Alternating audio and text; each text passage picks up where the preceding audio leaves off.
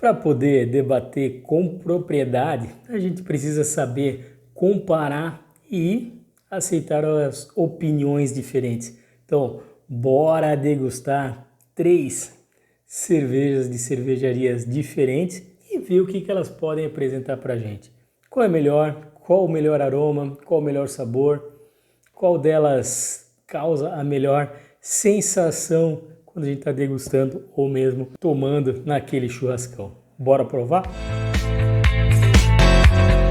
Fala galera, Ricardo da Nossa Cerveja, sabadão, sol, calor.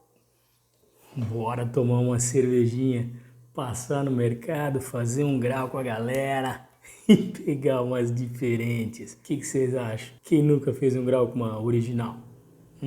Hoje vamos fazer a comparação de 3 cervejas, estilos semelhantes, cervejas, claro, mais do mercado popular, mas aquelas que, vamos dizer assim, que do mercado comercial, mais popular, elas estão no top de linha. Quase umas Lager Premium. Bora provar! Vamos começar pela Antártica Original, uma cerveja que tão original, tão raiz, ela tem dificuldade até para mudar o seu rótulo. Aqui essa latinha já tem um rótulo atualizado, um rótulo um pouquinho mais, um redesign, né? Mas vê que mantém muitas propriedades, ainda que conforme o mais antigo. É uma cerveja da cervejaria Antártica, né? Até a final da década de 80 era um grupo independente, vamos dizer assim, até que se fundiu com a cervejaria Ambev, com a Brahma no caso, formando o conglomerado Ambev, que anos depois se tornaria o maior conglomerado cervejeiro do mundo. Bora fazer uma degusta dessa cerveja, ver o que ela mostra pra gente e depois fazer um comparativo com as outras cervejas que a gente trouxe. Hoje nós vamos degustar 3 cervejas que estão na mesma linha, fazer um comparativo entre elas, né? Vamos ver o que a gente vê de diferente. Como não era de... Primeiro falar sobre o copo.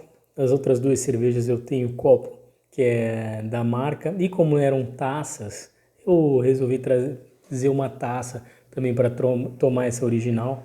Senão teria tomado no nosso copinho americano, tão tradicional dos botecos por aí, tão original quanto a própria cerveja. Uma cerveja amarelo dourada, extremamente límpida, com um colarinho de baixa retenção e bem branquinho. Na verdade ele até tem uma leve cremosidade, né? O colarinho ele permanece durante um tempo, apesar de ser um colarinho um pouco mais baixo. Um aroma de lúpulo frutado e um pouco adocicado. Esse doce ele pode ser proveniente do malte.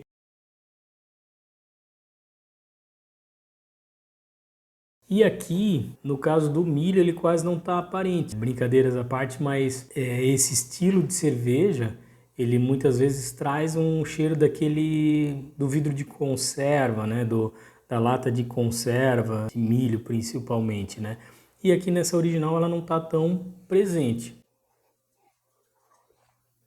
Cerveja extremamente refrescante, carbonatação média baixa, cerveja bem leve, que limpa o paladar e deixa um final um tanto adocicado, puxando pro doce, tá? E uma leve sensação de estufamento. Perfeito equilíbrio entre sabor e leveza. Amargor, eles consideram um amargor médio de 3 de 5 para 9,5 IBUs. Corpo médio, novamente, de 3 de 5 características. Vamos dizer assim, né? Talvez para o estilo, assim, uma American Lager, uma Premium Lager, talvez ela esteja próximo disso, né? E eles colocam aqui água, malte, milho e lúpulo. Então eles colocam em destaque aqui. Já que virou obrigatório, então vamos ser transparentes, tão transparente quanto a cerveja, com o nosso público, certo? 5% de teor alcoólico e os 9,5 IBUs, como eu comentei anteriormente. Bora passar para a nossa segunda degustação de hoje. Trouxe a Boêmia. Acredito que ou a Brahma Extra ou a própria Boêmia fossem o grande concorrente da original naqueles tempos áureos da final da década de 80, 90, né? Cervejas que se colocavam em patamar semelhante, né? A Boêmia traz toda a sua história, né? A mídia que é feita em cima da Boêmia carrega toda essa questão histórica, né? A própria questão da visitação na fábrica, uma das primeiras cervejarias do Brasil. Então, eu acho que vale bastante a pena. Eu gosto bastante do material de divulgação da Boêmia, apesar de que mesmo antes de entrar para esse mundo da cerveja artesanal, já não era uma cerveja que agradava o meu paladar, né? Mas como faz muito tempo que não degusto ela, vamos provar e depois comparar com as demais.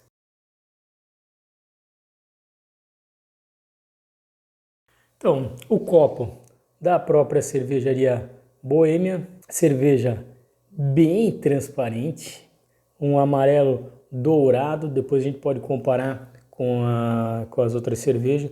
Vê que o colarinho formado é um pouco mais alto, mas a gente vê que são bolhas bem grandes, ou seja, com baixa retenção. Mas ele tem uma leve cremosidade aqui.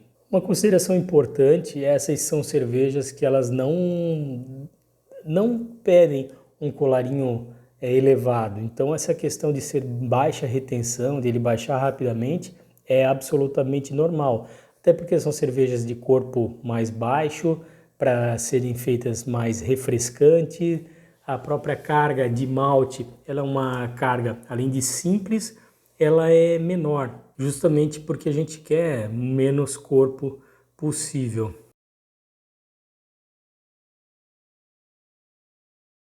Aroma de presente de lúpulo aqui, um herbal bem presente. Olha, tô surpreso com isso.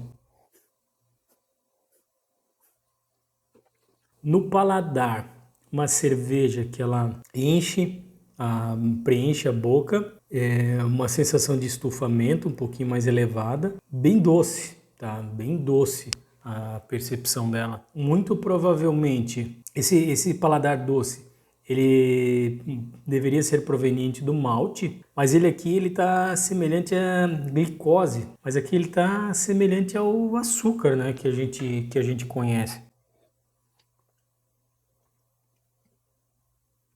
E tá diferente realmente do que me remetia essa cerveja, que era um paladar metálico, né, que puxava para um ferroso. Ela não tá com isso, pelo contrário, tá bem diferente. Um aroma bem interessante, lembrando lúpulo herbal, mas o paladar ele extremamente adocicado e não é aquele doce de malte, né? Um doce que lembra, você se lembra daquele caro, que era, acho que era glucose de milho, uma coisa assim. Então, pode lembrar um pouquinho daquilo. Boêmia Puro Malte, uma cervejaria fundada em 1853.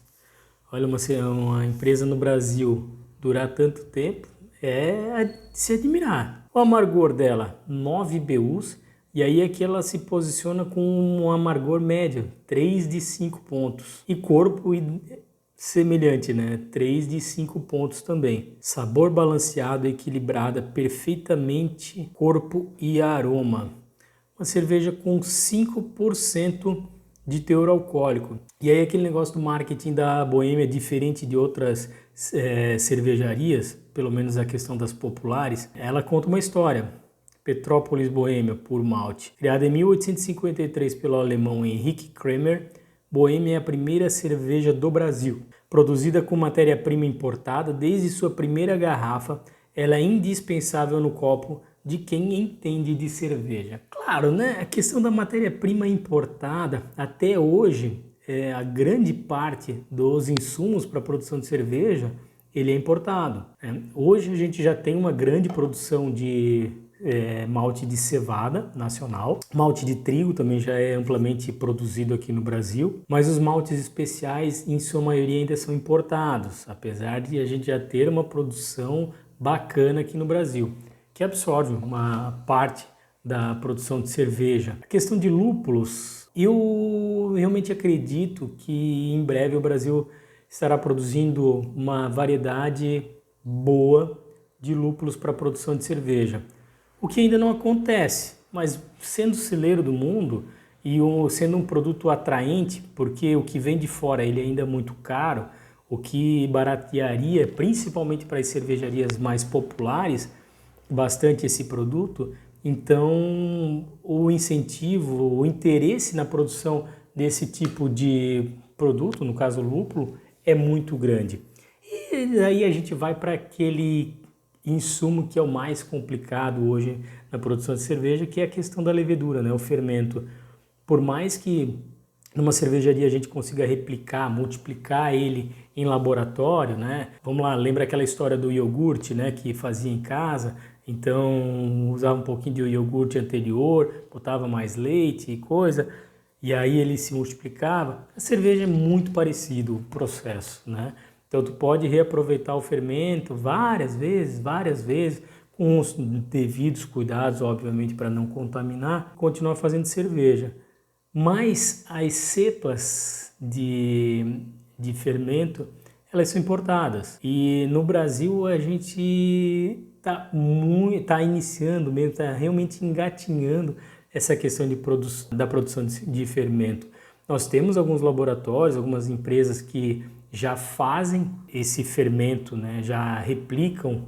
No nosso caso a gente chama de multiplicação do fermento para revenda, mas em sua maioria são cepas importadas, para não dizer que 99,9% não são. A gente ainda já tem algumas cepas nacionais, mas são raras, vamos dizer assim. Até porque a gente leva um bom tempo para conseguir registro, para conseguir liberação para produção em larga escala. Então, obviamente, a maioria dos ingredientes eles são importados. E aí pode ser uma opção também produzir por exemplo, com maltes importados por uma questão de receita. Mas tá aí, essa aí é a Boêmia Puro Malte. E agora eu trago uma cerveja, talvez uma linha um pouco acima, mas de uma grande cervejaria do Brasil também, para concorrer e comparar com as outras duas muito conhecidas de mercados gigantescos. A Teresópolis Gold, outra cerveja de uma grande cervejaria nacional. Uma Premium Lager. Aqui eles realmente colocam o estilo da cerveja na lata, diferente das outras duas. Mas depois a gente vai fazer a comparação. Vamos degustar essa Teresópolis Premium Lager Gold e ver o que ela apresenta pra gente. Como eu comentei, então o copo da Teresópolis mesmo, a tacinha bem bacana, taça bonita, né? A borda dourada, que já é um diferencial, trazendo bem para a questão do gold, do dourado. E é uma cerveja com um amarelo dourado bem intenso, né? Um dourado brilhante, vamos dizer assim. O colarinho cremoso e com uma retenção um pouquinho mais alta do que as duas anteriores. O aroma, um aroma que lembra um pouquinho de frutas vermelhas, tá? Um aroma mais adocicado, puxando bem para esse doce. No paladar, uma cerveja adocicada, ela também preenche a boca, uma sensação de estufamento. De paladar bem adocicado, ela deixa um adocicado residual na boca e um final bem adocicado que permanece durante um tempo na nossa boca, né? A questão do colarinho já baixou bastante, achei que ia ficar uma retenção um pouquinho maior, mas como eu comentei já, o estilo ele permite um colarinho dessa forma. Teresópolis Gold, 12 IBUs e 5% de teor alcoólico. Ela se posiciona como uma Premium Lager e ela coloca até a temperatura de serviço aqui de 4 graus. O que eu achei legal aqui é que a latinha ela tem uma textura, então ela chama um pouquinho a atenção, né? O cuidado com a própria marca. Desde 1912. Uma legítima cerveja puro malte das montanhas que encanta apreciadores desde 1912. Sua receita traz a combinação especial de maltes nobres e lúpulos aromáticos. Um agradável amargor, corpo leve e uma belíssima cor ouro. Aprecie. Vamos lá, né? Agradável amargor, não achei nada amarga essa cerveja. Corpo leve, como eu disse, ela até bem gelada, ela é uma cerveja para ser refrescante. Mas ela traz aquela sensação de estufamento, sabe? Aquele negócio que volta. Então, todas as três fizeram isso, tá?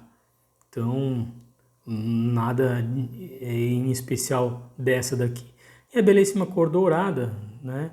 Exatamente isso. Então, bora trazer aí os nossos participantes. Vamos trazer aqui pro paredão e para a gente poder comparar cada um deles. Será que eu botar assim, acho que aparece melhor? É melhor, né? Vamos ver se eu consigo botar os 3 copos aqui. E a cervejaria original, a baixinha da turma. Servi essas cervejas para ver o que elas nos apresentam. Poder fazer uma comparação entre as 3 cervejas e aí sim dar o nosso veredicto. Então, comparando essas 3 cervejas, a original e a boêmia, elas têm coloração muito parecida. A original um pouquinho mais clara do que a boêmia. Já a Teresópolis é uma cerveja mais com um dourado mais intenso, certo? Questão do colarinho, a gente pode ver que eles estão muito parecidos, mas a da boêmia parece um pouquinho mais cremoso do que as outras duas. No aroma, vamos cheirar de novo. A original, um aroma muito baixo, quase inexistente. A boêmia, impressionante, que me lembra muito lúpulo aqui, realmente chamou a atenção. E a Teresópolis puxa para essa questão das frutas doces. Aqui a boêmia, herbal, né? Bem herbal assim, Teitnanger, Saaz, nessa linha. A mais aromática é a boêmia, tá? E no paladar, eu vou fazer o inverso agora. Bem doce. Doce, mas um pouquinho mais amarga do que a Teresópolis.